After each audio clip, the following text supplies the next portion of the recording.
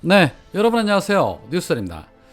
대한민국이 지금까지도 적폐청산을 하지 못하고 친일파들이 거대 기득권들이 되면서 혼돈의 시대는 계속 이어지고 있습니다. 그 중심에는 굳이 말할 것도 없이 저것들이 자리를 잡고 있지요.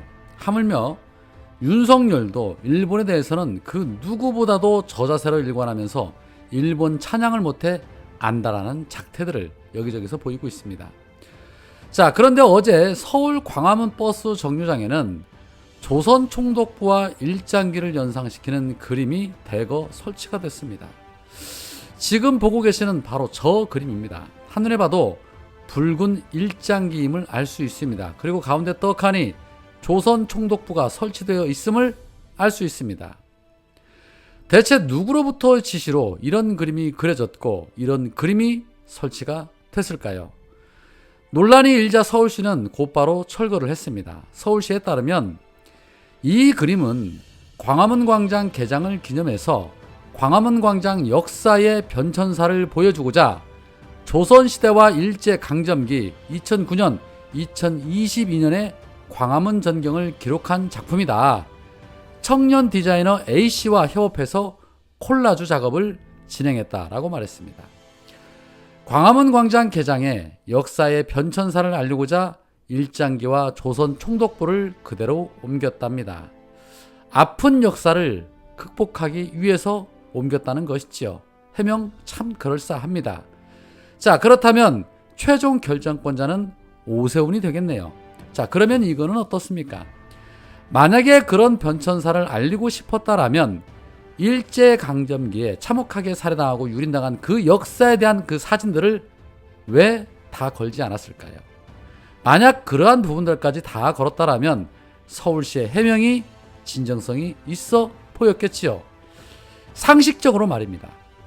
내 부모, 내 할아버지 할머니에게 몹쓸 짓을 한 이 일본인 사진을 안방에 그려놓고 아픈 역사를 극복한다고 하면 그게 미친놈이지 정상인입니까? 사페 아닌 이상 아무도 그런 짓 안 합니다.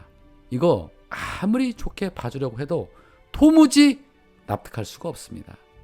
이에 네티즌들은 참 이해할 수 없다. 의도가 무엇이냐? 저 때가 그립다는 것이냐 등 비판의 글들이 줄을 이었습니다. 서울시는 일각에서 제기하는 음모론에 대해서 분명히 사실이 아니라고 일축하고 있는 그런 상황입니다. 일은 지들이 저질러 놓고 음모론에 대해서 아니라고 해명하면 해결되는 문제입니까? 어쩌면 그렇게 해명하는 것도 이 윤석열 정부와 결이 같을까 싶습니다. 애초에 그런 발상 자체가 이미 불순한 의도였던 것으로밖에 시민들은 생각할 수밖에 없는 겁니다. 가뜩이나 윤석열이 일본에게 납작 엎드리고 있어서 심기가 곤두서 있는 국민들의 마음에 또다시 기름을 붓는 모습입니다. 자, 그런 가운데 어제 김건희의 목걸이 해명이 번복이 됐었습니다. 처음에는 스페인 현지에서 빌린 것이라고 했다가 나중에는 3점 중에 2점은 지인으로부터 빌린 것이라고 해명하면서 민주당의 전용기 의원이 잘못 전달한 것이다 라고 말했습니다. 그렇다면 처음부터 이래서 이렇게 됐다 라고 말을 했어야죠. 꼭 앞뒤만 얘기하고 본론을 쏙 빼놓고 말하니까 그 결론이 어긋나는 것입니다. 그런데 사실 이 해명도 석연치 않습니다. 수십억의 자산가로 알려진 김건희 예금 통장에 50억 원씩이나 현금을 두고 살면서 몇 천만 원짜리 귀금속을 해외 나간다고 빌려서 차고 나갔다? 이걸 지금 해명이라고 믿으라는 말입니까? 그리고 추가로 덧붙인 말은 행여나 또 문제가 될까봐 귀금속은 신고 대상이 아니다 라고 밝혔습니다. 네, 당연히 귀금속은 신고 대상 아니죠. 수억, 수십억 원의 그림도 신고 대상 아닙니다. 그러나 김건희와 대통령실의 태도에 이젠 어떤 국민들도 믿지 않는다는 것입니다. 그리고 빌렸다면 누구한테 빌렸는지 그 부분에 대해서도 명확하게 해명을 해야죠. 김정숙 여사 2만 원짜리 브로치 가지고 1억이네 2억이네 난리쳤던 기레기들, 이럴 때 또 한 번 실력 발휘해 보시기 바랍니다.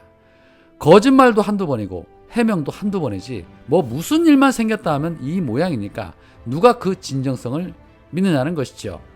하나에서 10까지 뭐가 진짜인지 국민들 입장에서는 믿을 수가 없습니다. 허위 이력에 허위 경력에 이름까지 다 바꾸고 얼굴도 다 바꾼 사람을 가뜩이나 못 믿고 있는 국민들이 거기에 허구한 이런 해명을 해대면서 믿어달라고 한다라면 믿을 사람이 있겠습니까? 대통령실 관계자들, 당신들은 믿겠습니까? 아마 본인들도 곤혹스러울 것입니다. 내가 이러려고 대통령실 들어왔나? 자괴감도 들고 뭐 그럴 겁니다. 이제 갓 100일 지났는데도 이 모양이라면 앞으로 보나마나 한 것이죠. 가면 갈수록 더하지 덜하지는 않을 것입니다. 국정조사와 특검이 시급합니다. 그리고 특검은 반드시 이문정 검사나 한동수 부장 같은 그런 분들로 해야 합니다. 그렇지 않고는 믿을 수 없으니까요. 자, 한편 현재 윤석열 정부가 2023년도 각 부처 예산안 계획안을 내놨습니다. 내년도 예산은 올해 본 예산 대비 5.2% 증가한 639조 원 규모입니다. 그런데 참 아이러니한 부분이 많습니다. 일일이 다 열거할 수는 없지만 그 대표적인 것이 바로 여가부 예산입니다. 윤석열 분명 여가부 폐지한다고 밝혔고 여가부 장관인 김현숙 역시도 자신이 여가부 폐지를 하기 위해 장관이 되었다는 황당한 주장도 한 바 있습니다.